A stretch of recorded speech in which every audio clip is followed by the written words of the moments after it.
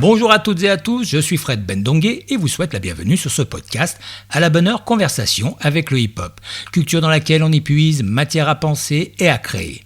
C'est donc notre premier épisode autour du récit chorégraphique du passage de la rue à la scène de la danse hip-hop en France, avec en toile de fond l'enjeu politique et culturel. C'est celui en lien à la mobilisation autour de la marche pacifique de 1983, marche pacifique contre le racisme pour l'égalité des droits, qui est née par une poignée de jeunes de Vénissieux. Conversation avec le hip-hop, c'est maintenant.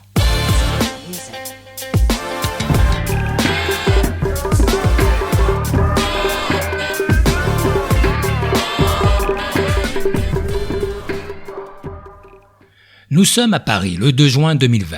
L'auteure, compositrice, interprète, musicienne et actrice française Kamalia Jordana chantait contre la violence policière au cœur d'une manifestation massive, et ceci à l'appel du collectif Vérité et Justice pour Adama Traoré. Manifestation à la mémoire de ces deux victimes de part et d'autre de l'Atlantique, dont George Floyd et Adama Traoré. Elle reprendra symboliquement le chant martial du Black Panthers Party. Révolution ICECOM. La révolution arrive. Time to pick up the gun. Il est temps de prendre les armes. Dans la foule, ils seront très peu nombreux à reprendre en chœur ce refrain qui puise dans l'histoire des luttes sociales et politiques de la communauté noire américaine. C'est-à-dire que l'histoire du mouvement politique du Black Panthers Party et de sa rhétorique de l'autodéfense armée ne s'inscrit pas vraiment dans l'imaginaire politique de la population française et particulièrement afrodescendante, ou sinon très peu. Et puis, elle ne fait pas écho à la stratégie de défense, mais aussi action non violente du collectif Vérité et Justice pour Adama Traoré.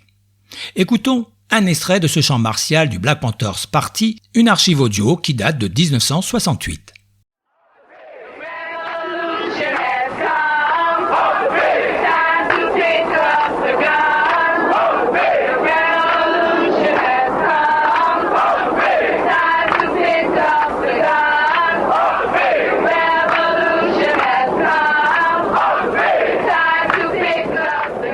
La révolution arrive, il est temps de prendre les armes était autrefois le chant martial du Black Panthers Party qui entendait appliquer le deuxième amendement des États-Unis qui autorise l'autodéfense armée face à la menace. Et là, en l'occurrence, il s'agissait de la violence policière et de ses crimes racistes. En France, aucune loi organise une quelconque organisation de se défendre en utilisant ce moyen de défense. En France, ce chant, repris par Kamalia Jordana et pris au premier degré, supposerait de répondre à la violence par la violence, c'est-à-dire par les armes. En fait, à déclarer une guerre civile. Mais peut-être fallait-il entendre une métaphore de ce chant martial du Black Panthers Party ce mois de juin 2020 à Paris. Métaphore en lien à la citation de Huey P. Newton, cofondateur du Black Panthers Party. Celui de rappeler que le stylo est une arme et qui peut assourdir l'oreille avec le surgissement de la voix du peuple criant « justice ». Il peut tuer les mensonges écrits à l'encre dans la presse de l'oppresseur. C'est peut-être cela que rappelait la reprise du chant martial du Black Panthers Party par Kamalia Jordana aux côtés de l'actrice et réalisatrice Aïssa Maïga et de la militante Assa Traoré, sœur du défunt Adama Traoré.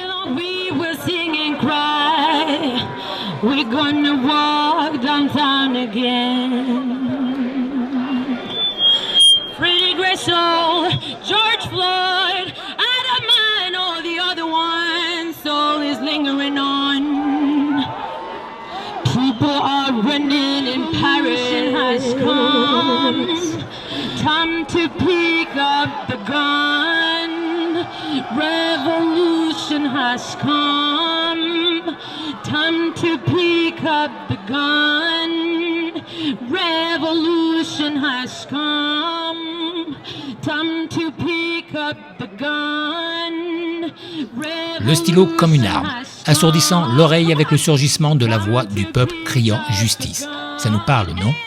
Eh bien, c'est ce que le hip-hop, dont les rappeurs de part et d'autre de l'Atlantique, pour les plus engagés, ont hérité de ces mouvements politiques africains-américains. Mouvement culturel et politique qui va influencer en France les différentes marches de la colère, à commencer par celle de 1983 et transfigurer ces colères à travers le corps pour les transformer en défis créateurs. C'était Fred Bendongué pour À la bonne heure, conversation avec le hip-hop, récit chorégraphique du passage de la rue à la scène de la danse hip-hop en France. Cet épisode est disponible sur iTunes, Deezer, Spotify, Podcast Addict, Apple Podcast et YouTube. Si ce podcast vous a plu, n'hésitez pas non plus à liker et à le partager autour de vous. À très bientôt.